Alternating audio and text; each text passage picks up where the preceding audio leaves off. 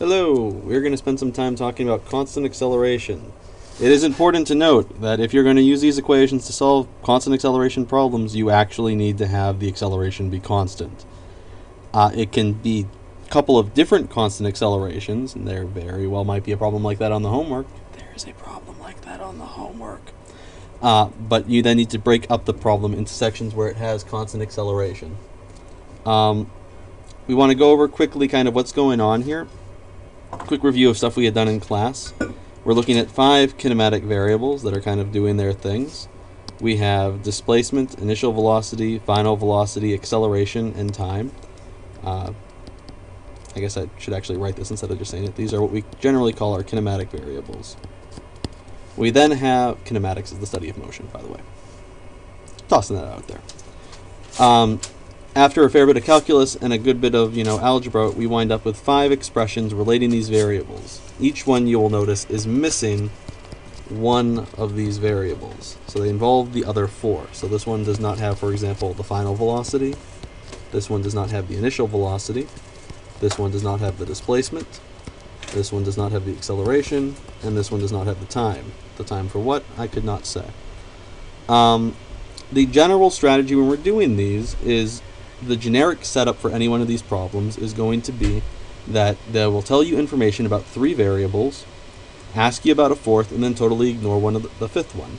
Whichever variable they're ignoring, that's what's going to help you figure out which equation to use to solve the problem. So it's all great and well to say that, but let us move on and see how this plays out in practice. So, first example. A cross-country skier is zipping along at a zippy, I guess it's skiing along, not zipping along. Skiing along at a zippy 8.0 meters per second. So we get skis, we've got like a little hat, maybe a scarf. Anyway, arms, I guess she probably also has arms. So she stops pushing and simply glides along, slowing to a reduced speed of 6 meters per second after gliding for 5 meters. So you'll notice one thing that I like to do is to draw pictures, kind of. Maybe in some culture these can be considered pictures. Whatever. It's a helpful way to organize your information. So, starts at 8 meters per second, slows to 6 meters per second after gliding for 5 meters.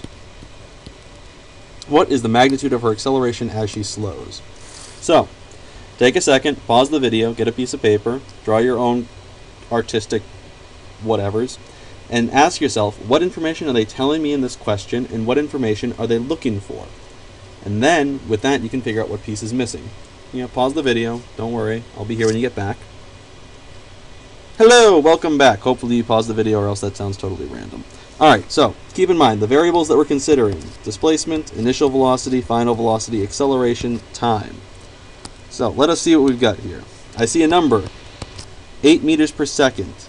This is what her speed is starting as. So this is going to be her initial velocity. So V naught, 8 meters per second. I see another number. She slows to a reduced speed of 6 meters per second. So that is going to be her final velocity. She's glided, whatever, she moved 5 meters. English is tough. Glided? Glided. Ms. Yam has corrected my poor grammar. She glided 5... Glided doesn't sound like a word. No, she glowed. Did she glowed? Now you're just making things up. See, this is the problem that I had. She glayed. She glayed. She glayed? Okay, I'm moving up. She might have glided in a glade.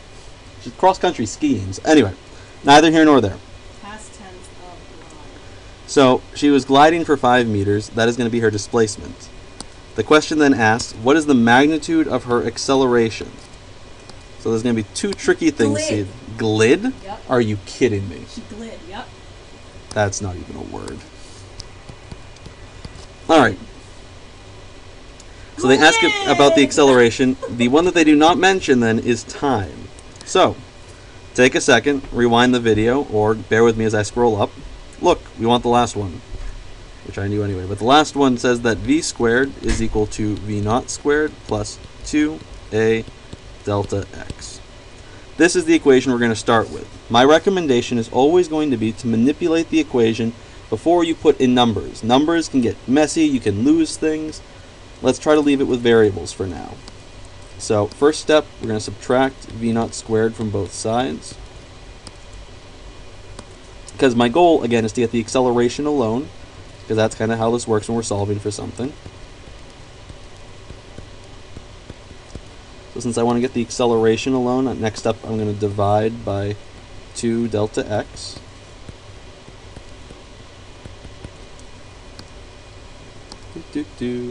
Nothing quite like algebra on video. Just think, back in the day you might have been able to like buy a VHS cassette of this or something. Mr. Rauhala solves physics problems with terrible drawings. Alright. So this is our expression for the acceleration. This is where I start to lose interest in the problem, because now it's just numbers. Numbers are, they're not as fun to me. But I'm going to find my handy dandy calculator. That's the sound of me opening my calculator and then turning it on, and then, let's see, final velocity is 6, so 6 squared minus 8 squared, which I actually probably could have done in my head, but what are you going to do? And then divide by 10, because that's 2 times 5. That didn't actually give me a number. That's mean. So the acceleration is going to be minus 2.8 meters per second squared. And you should probably check that because, you know, I do have a moderate disdain for numbers and might have just watched that. But now, it's important to note they ask for the magnitude. So the magnitude of the acceleration is just how much acceleration there is. So this bit right here, the minus sign, is telling me that she is slowing down in this case. But all I want to know is this 2.8 meters per second squared. This is the magnitude, just the amount. Alright. So, you're saying that sounds great, but weren't we talking about free fall all the time and how that's a really common example of this? Well, I'm glad you said that. So we have one more example. So again, it is a seabird that... Oh, I don't even know. Alright. Seabird that fishes by diving from a great height. Water. So if again it hits the water at 32 meters per second, now it has speed lines, which they do, from what height did it dive from? Assume that again it was motionless before starting its dive. So this is going to be tricky. Let's take a look. Again, pause the video if you want, but I'm just going to barrel ahead. So if again it hits the water at 32 meters per second, that's going to be a final velocity. What height did it dive from is going to be a displacement. Assuming it's motionless before starting its dive, well, that's its initial velocity, but we're missing something. We don't have enough information here. The problem is only talking about 3 things. We need to be talking about time or acceleration. Well, the secret is, if something is falling, they're going to assume that the acceleration is equal to g, the acceleration due to gravity, which is 10 meters per second squared. This is a top secret thing that is used to confuse physics students unnecessarily. But whenever something is dropped, and they're not talking about air resistance, we get to assume that. So, if we're looking at this, we have the displacement, which is a big question mark. We have the initial velocity, which is 0 meters per second, which is going to make life awesome. The final velocity, which is 32 meters per second. And the acceleration, which is 10 meters per second squared. We are missing time. So that means we are going to use, well, take a look. It's the same information, right? So we're going to use the same equation. V squared is equal to V naught squared plus 2a delta x. So I know right off the bat this is 0, so that simplifies things. We just said that V squared is equal to 2a delta x. Can divide both sides by 2a. And so V squared over 2a is equal to delta x. Boom!